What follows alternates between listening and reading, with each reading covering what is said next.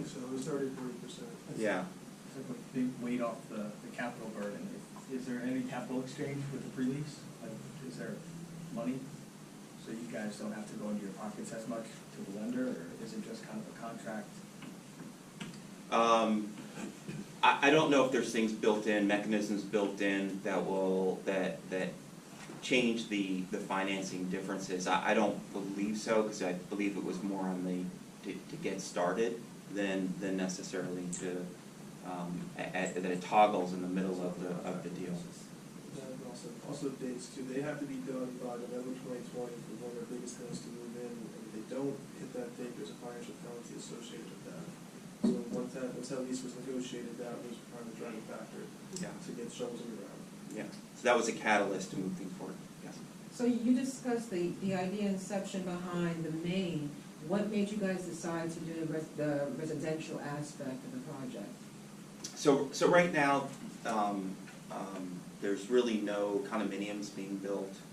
The majority of multifamily development in Broward County is multifamily rental, and so there's just been a very strong demand for rental here in the downtown. So anything that's in the downtown core, any site in the downtown core right now is really being considered for multifamily rental.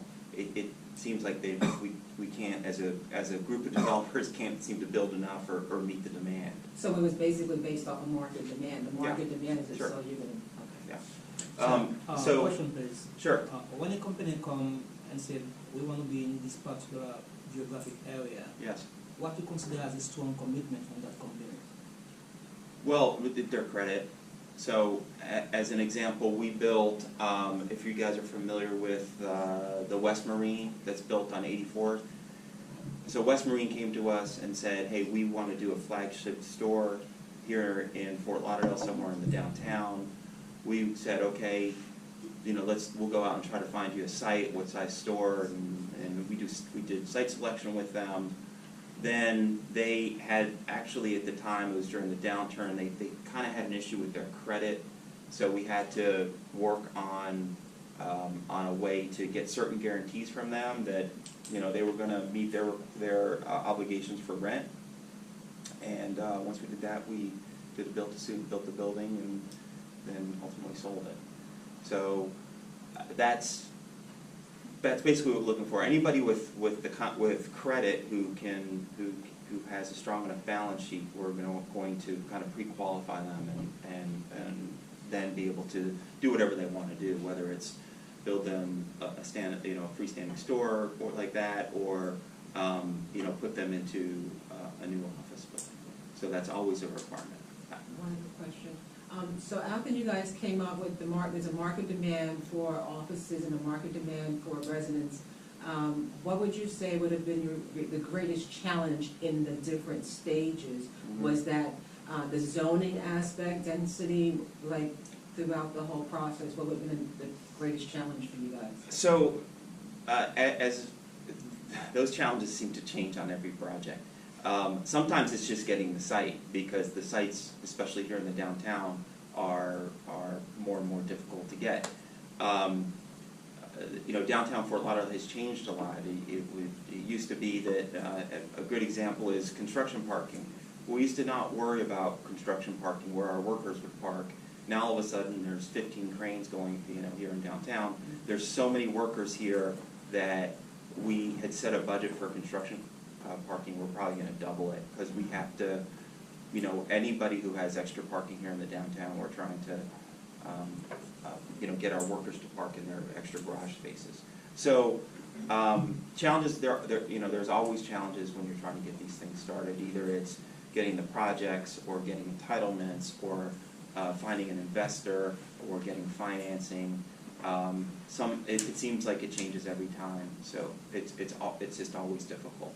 I think one of the earlier questions about the length of time, it probably takes us at least 2 to 2.5 years until construction begins. We start working on the projects. So we're going to do 2 and 2 real quick. These are some statistics on the building. 27 stories, 341 units, you can kind of see the square foot breakdown of the unit breakdowns, 315,000 square feet of rentable, the 27,000 square foot Greenwise store. So Publix is going to roll out their Greenwise prototype, which they had done in the past and they had stopped. Now they're doing that again. So new store for Publix, 640 parking spaces, and 150 of those are shared with the office building. So what that means is, because of the way that people use parking, the office users and the apartment users will actually be able to share some of the parking spaces with the garages being connected. So these are just some renderings. I'm going to go pretty quickly through these. This is the layout of the Greenwise store. So this is similar to other urban stores that you might have seen, where you have elevators into the center of the store, which is this area right here, and then you have your front door. But primarily, there's 2 levels of parking above that are dedicated to Publix, and you'll be able to park, go down the elevators, do your shopping, and then either go back to your car or walk to the store. This store is going to have a lot more grab-and-go type of offerings, a lot more prepared food types of offerings than a standard Publix. And that elevator goes through straight into the office tower or into the apartments? Or It doesn't. It goes, so it only goes 3 floors, Or, and then we have the apartments sit above, and so we actually have a transition where the apartments can come down to the Publix level and then move across the parking lot into the Publix elevator systems. The reason why they're separate is because Publix wants to be able to lock them. They want to be able to control them. They're really a standalone within the building. It's really a project within a project. The requirements that they bring are very specific and certainly difficult and a challenge. It makes the 212 side of this project one of the most challenging projects we've ever done. Even though it seems simple, it's just a Publix and residential on top. It's very challenging. The structure is challenging. Everything is challenging. We hope to kind of go on the ground floor of that building today, and you can actually see the Publix area already, the shell of the Publix area already formed and in place. You've all seen that before. These are some of this is like the ground floor leasing area for the residential. It's kind of what it will look like in our ground floor lobby. Then we have a club room above. That's what that will look like. So the leasing is below, club room is above. And we have gym and other club areas. This is on our pool deck level. It's one of the rooms there. Gym. This is our rec area. I think I have it colored. So this is our pool deck area that's on our 9th floor. Outdoor, very, very similar to what you would see in many of these high-end urban projects. Then we have, on the top floor, we have a lounge that is on the 27th floor that is depicted here in this area. This is what our floor plate looks like with the 1s, 2s, and 3 bedrooms. So a lot of units per floor in this project. What else I got? This is just what a typical 1-bedroom and a 2-bedroom unit would look like. That's the nighttime shot. So we'll be any ideas what you guys are asking for rent? You said $9.27 is the average price? Yeah, so the rent average size, I'm sorry. Yeah, so the rent will be just under $3 a foot as an average. Oh. $3 a foot per month. That's kind of like the number that you hear everywhere at this point. I would tell you that's probably the number at Rollo also. It's just the units are a little bit bigger. So, our hope would be that the Rollo project is a little bit higher in terms of the slice of the market, and this would be just under that, but very similar. Let's see here.